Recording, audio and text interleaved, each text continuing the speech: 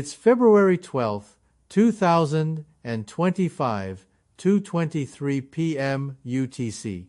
Deep within a U.S. government sensor station, a duty analyst is running his usual telemetry review. The afternoon seems quiet, just another routine shift. Coffee sits on his left, and two screens are open with logs that, so far, are yielding nothing unusual. He's been through this hundreds of times. Flag log forward. Flag log forward. Then, without warning, the sensors trip. An object enters Earth's atmosphere at 72.4 kilometers per second. He double-checks the calibration. It holds steady. The velocity reading is accurate. At Earth's distance from the Sun, the solar system's escape velocity, the minimum speed required to break free from the Sun's gravity, is 42.1 kilometers per second. This object is traveling 30 kilometers per second, faster than anything bound by the Sun's gravity. The analyst flags it, logs it, and picks up the phone. Routine procedure. Within hours, the event is entered into NASA's CEO Fireball database as a typical atmospheric impact. No press release, no announcement. The world doesn't take notice. It's business as usual. But something extraordinary happened that afternoon.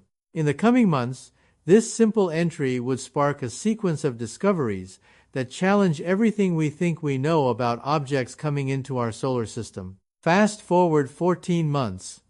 Researchers at Harvard, working with the Fireball database, run over 1 million Monte Carlo simulations. They consider uncertainties like atmospheric drag and gravitational influences from the Sun and major planetary bodies. But in every single simulation, the results are the same. The object's heliocentric specific energy is positive. It has escaped the Sun's gravitational influence. In simple terms, it's not from our solar system. It's interstellar. The object the analyst logged that afternoon was from another star system. What seemed like an insignificant event, just another log entry, was actually the first clue in a much larger mystery. This wasn't just a random meteor. This was the beginning of a forensic investigation into 4 separate interstellar objects that impacted Earth over the course of 12 years. Their composition, their timing, their trajectories, they all point to something bigger than mere coincidence, and we're only beginning to uncover what it means. What appeared to be an isolated event is now seen as the key to unraveling a pattern that is impossible to ignore. The data is clear. We are not alone. But before we dive deeper into what these interstellar objects mean, we first need to understand the science behind them. What does it mean for an object to exceed escape velocity? What does it take for an object to leave its home star and travel across the vast emptiness of space to reach Earth? To understand the significance of the object that impacted the Barren Sea, we need to dive deeper into the concept of escape velocity. Every star, including our Sun, creates a gravitational well, a region in space where its gravity keeps objects bound within a certain speed limit. If an object moves slower than this threshold velocity, it's trapped, orbiting the star. But if an object exceeds this speed, it's no longer bound by the star's gravity. It's free to travel through space, possibly to other star systems. For Earth's position in the solar system, the escape velocity is 42.1 kilometers per second. Anything traveling faster than this is not orbiting the Sun. It's passing through, coming from elsewhere. It's no longer just a part of the Sun's domain. The object the duty analyst logged that February afternoon was moving at 72.4 kilometers per second, 30 kilometers per second, faster than the escape velocity. This object was not orbiting the Sun. It was a visitor from outside our solar system. This discovery wasn't the first time we had encountered such an object. In fact, it was the latest in a series of remarkable interstellar visitors. The first confirmed interstellar object to exceed escape velocity was IM-1, which entered Earth's atmosphere on January 8, 2014. It hit the atmosphere at a mind-boggling speed of 60 kilometers per second, the highest recorded impact velocity for a meteor in history. The object was initially thought to be just another asteroid, but further analysis revealed something far more significant. It was interstellar in origin. In 2022, declassified data from the U.S. Space Command confirmed that IM-1 had indeed come from another star system. This wasn't just a random asteroid, it was a piece of interstellar material. To make this discovery even more astonishing, an ocean floor expedition was launched in 2023 to recover debris from IM-1. The team discovered tiny metallic spheres, microscopic droplets formed when the meteor vaporized and condensed during atmospheric entry. These spheroids were unlike anything previously seen. Elemental analysis of the spheroids revealed something extraordinary. They contained beryllium, lanthanum, and uranium in ratios that didn't match any known natural processes in our solar system. These elements are produced under very specific conditions, usually in neutron star mergers or certain supernova explosions, conditions that don't occur in typical star systems. Even more perplexing, the isotopic signatures suggested the material had been exposed to cosmic radiation for billions of years as it traveled through interstellar space. The material didn't just come from another star, it had been drifting through the galaxy untouched for eons. This discovery of IM-1 shattered our understanding of what materials can exist in space and raised even more questions. But the story didn't end there. The next interstellar object, IM-2, appeared just a few years later in 2017. On March 9th of that year, IM-2 entered Earth's atmosphere, impacting the North Atlantic Ocean at a speed of 59.8 kilometers per second. This was no ordinary meteor either. The energy released during its entry was equivalent to 3 kilotons of TNT, and it was confirmed to be of interstellar origin. The discoveries were stacking up. Each new object brought more data and more evidence that something much larger was at play. The events weren't random, they were connected. IM-1, IM-2, and now the object from the Barren Sea, each one pointing to a pattern that couldn't be dismissed as coincidence. But to truly grasp the scale of these findings, we needed to understand the timing of these events. In 2017, the Pan-STARRS telescope in Hawaii detected the first confirmed large interstellar object, Oumuamua. Its arrival in our solar system was noted, but it was quickly dismissed as just another random object passing through. However, when we apply the same temporal framework to more recent impacts, a different picture emerges. Two interstellar impacts, CNOS 25 and CEOs 222, occurred in the same years as major interstellar transits. In 2022, CEOs 222 impacted the eastern tropical Pacific, and CNOS 25 impacted the Barren Sea just a few months later in early 2025. Both objects exceeded escape velocity by large margins, and both were confirmed to be interstellar in origin. These objects, arriving in the same pattern as IM-1 and IM-2, raised the odds of the pattern being a coincidence to just 6%. In other words, there's a 94% chance that this wasn't random. What does this mean?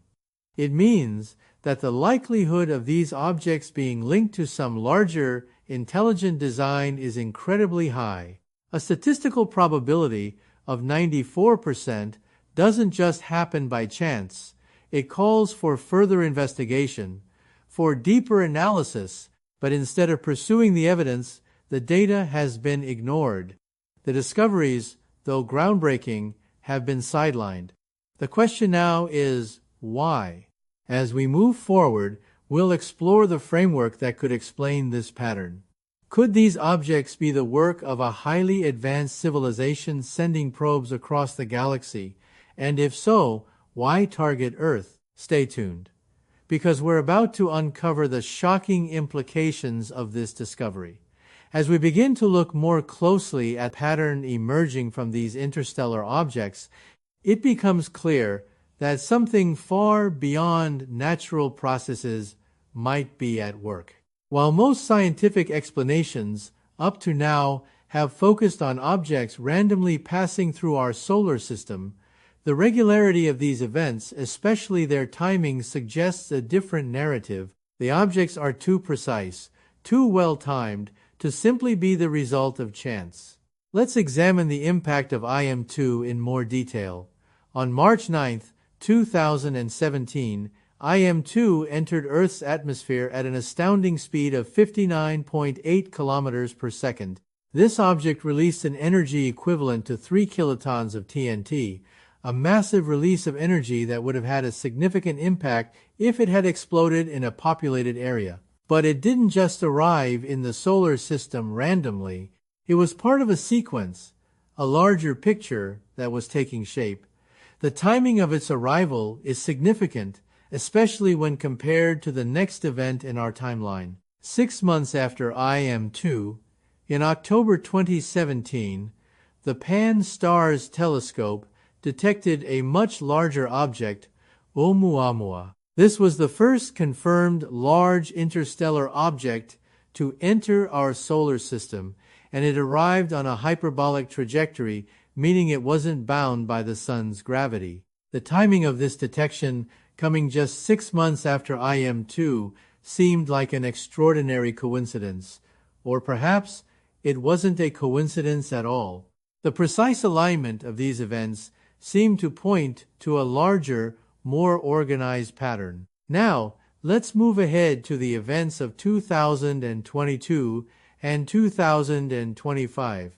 Researchers analyzing data from the CEO Fireball database noticed two objects, CEOs 222 and CNOS 25, that struck Earth's atmosphere with speeds far exceeding escape velocity.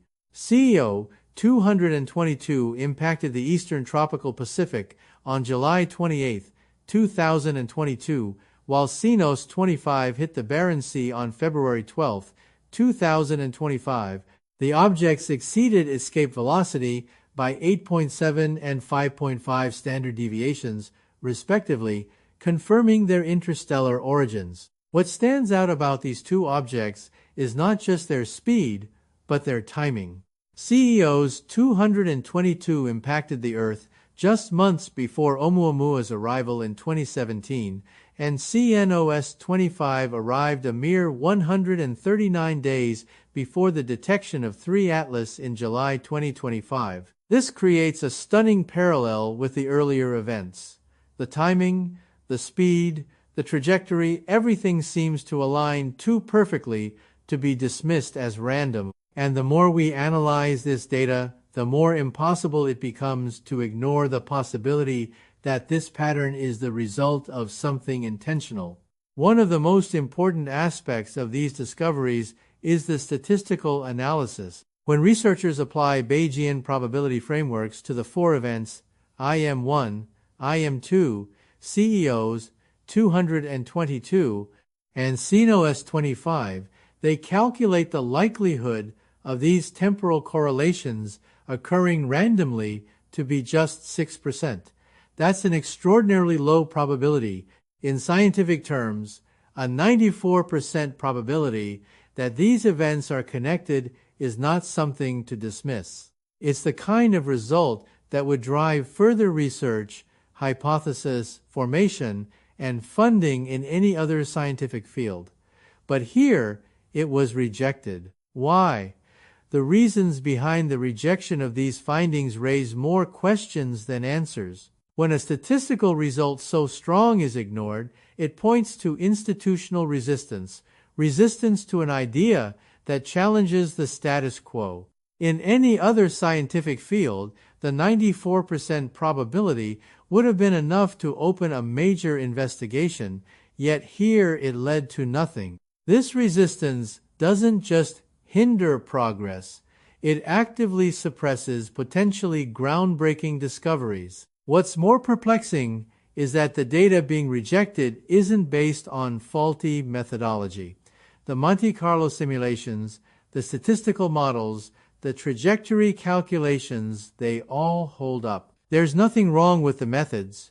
It's the interpretation of the results that's being blocked. Theories that challenge the conventional wisdom, theories that point to something beyond random celestial events, are not just being ignored, they are being actively suppressed.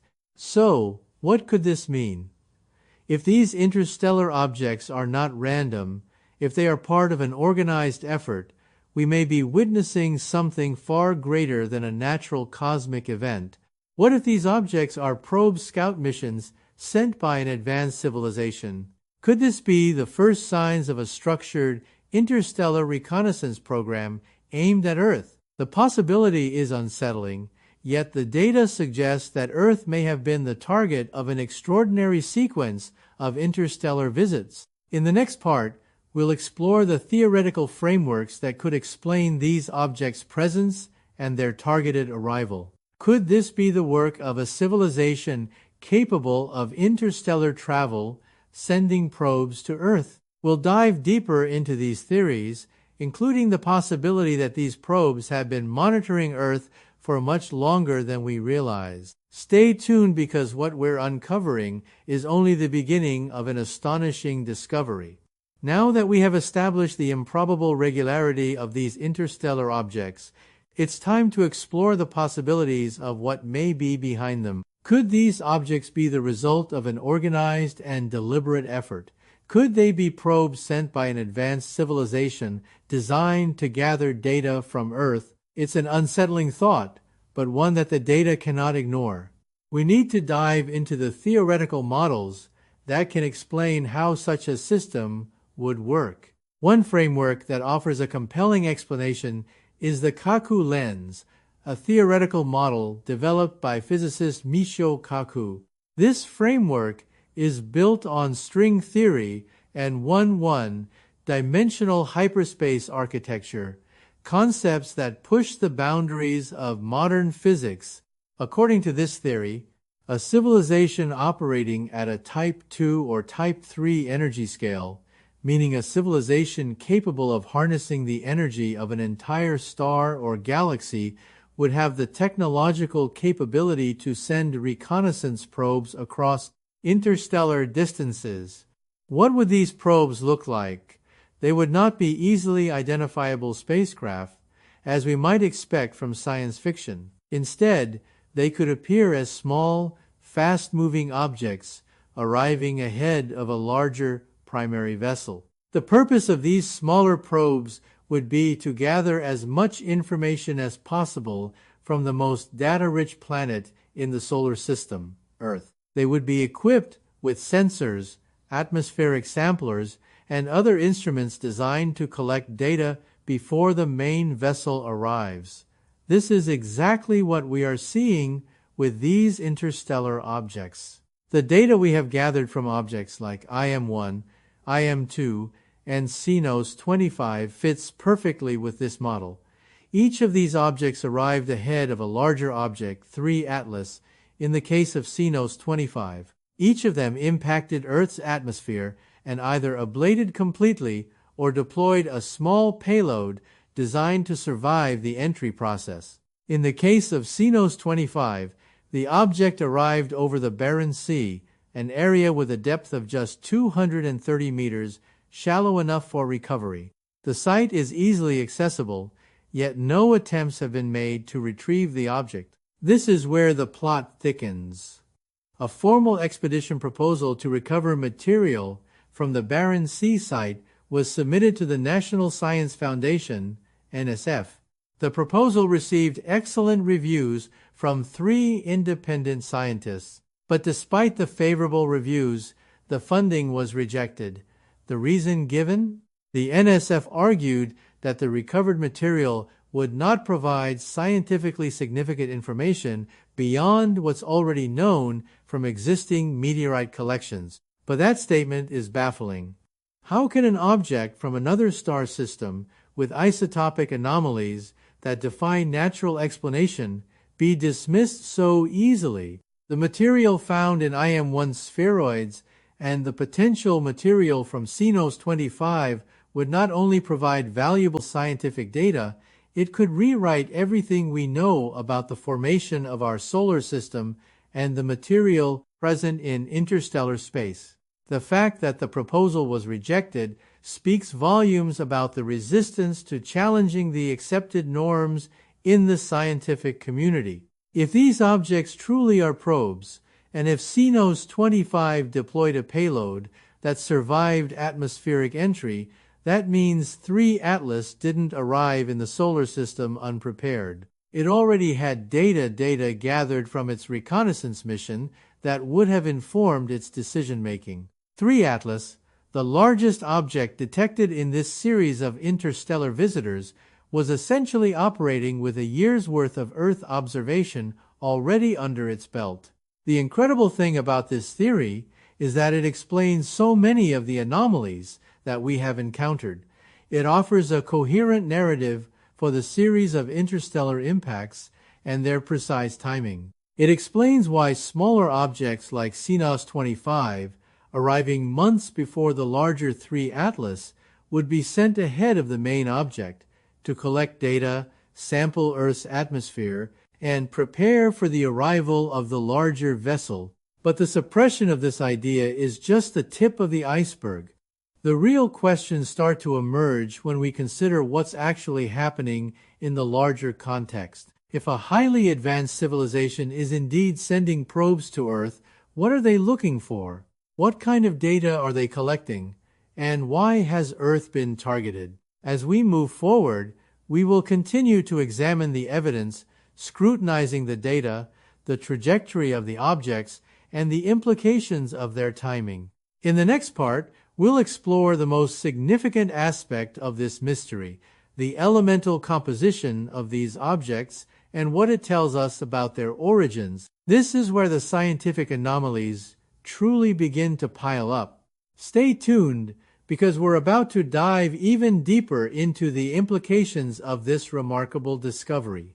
The elemental composition of these interstellar objects may be the most critical piece of evidence we have to support the theory that they are not mere random visitors from another star system, but rather carefully deployed reconnaissance probes.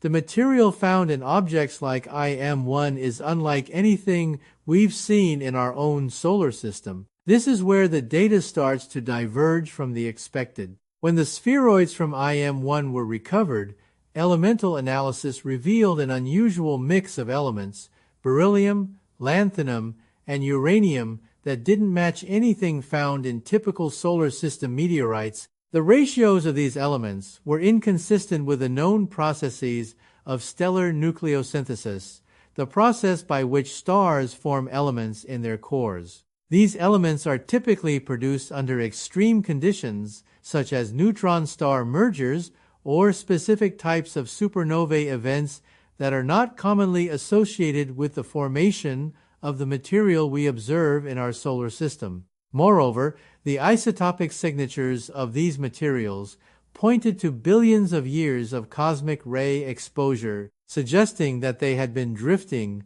through interstellar space for an extremely long period of time, long before entering our solar system. This is evidence of something far older than typical solar system materials, pointing to an origin that is not just interstellar, but specifically designed for long-term survival and travel across the vast distances of space. These findings raise an intriguing possibility.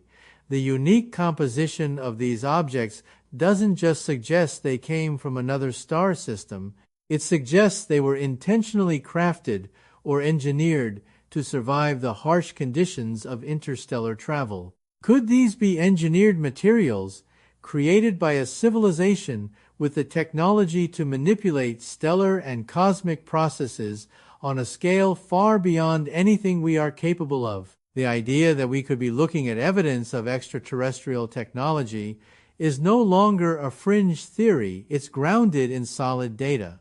Yet, as we have seen time and again, the implications of these findings are being ignored or actively suppressed by the scientific community. The NSF rejected the funding proposal to retrieve material from CNOS 25 on the grounds that the recovered material wouldn't provide new scientific information. But how can this be true when the elements found in these interstellar objects are so radically different from anything we've encountered before? There is no existing meteorite collection with isotopic anomalies like those found in IM-1. There is no collection of interstellar objects that could help us understand these materials. The refusal to investigate further only deepens the mystery. What's more troubling is that we are only just beginning to scratch the surface of what these objects could be telling us. If they are indeed probes sent by a technologically advanced civilization, the questions multiply. Why Earth? Why now? What do they want?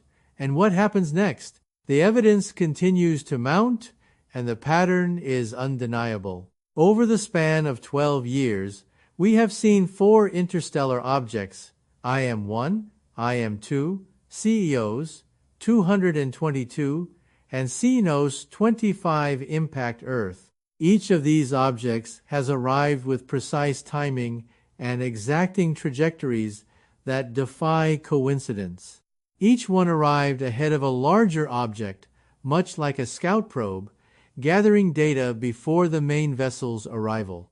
Each one either completely ablated in the atmosphere or deployed a payload, potentially containing instruments designed to survive atmospheric entry. This is not just a coincidence. The density of these objects, their timing, and their sophisticated nature suggest we are witnessing something far greater than random cosmic phenomena. The statistical likelihood of these events occurring randomly is only 6%. That means there is a 94% chance that this is not by accident, it's a pattern, and the pattern is pointing towards something far more deliberate. The implications are staggering. If these objects are indeed part of a larger reconnaissance mission sent by a highly advanced civilization, then we are not just passive observers of cosmic events. We are the target. Earth has been flagged as a point of interest, and these objects are gathering data in preparation for something larger. The idea of a civilization capable of navigating between star systems and deploying probes across vast interstellar distances is no longer science fiction. It's a very real possibility based on the data we've gathered. But the biggest question remains: why has the scientific community chosen to ignore or suppress this data? Why have funding proposals been rejected, and why has the interpretation of these events been dismissed? This is not just about a few meteors or a handful of unusual objects. This is about a new understanding of our place in the universe, one that challenges everything we thought we knew about interstellar travel, extraterrestrial intelligence, and the very nature of the cosmos. The data is there. The evidence is undeniable.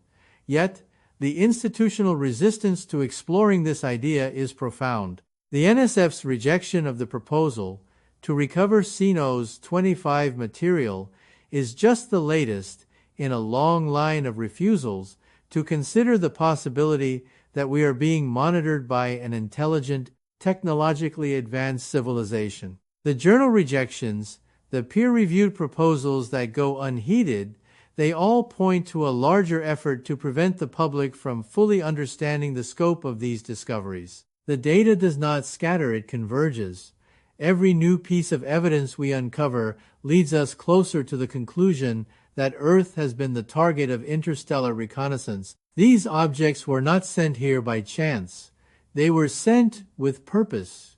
And the implications of this discovery will reshape our understanding of the universe and our place in it. But the question remains: will we continue to ignore the evidence, or will we finally face the truth about what is happening in our own backyard? As we conclude this investigation, one thing is clear: we were never just the observers in this encounter. We were always the destination. And the barren seafloor, 230 meters down, holds the answer to the questions we've been asking for over a decade. What's been hidden beneath the surface is the key to understanding why Earth was chosen and what these interstellar visitors really want. But that answer may never reach us unless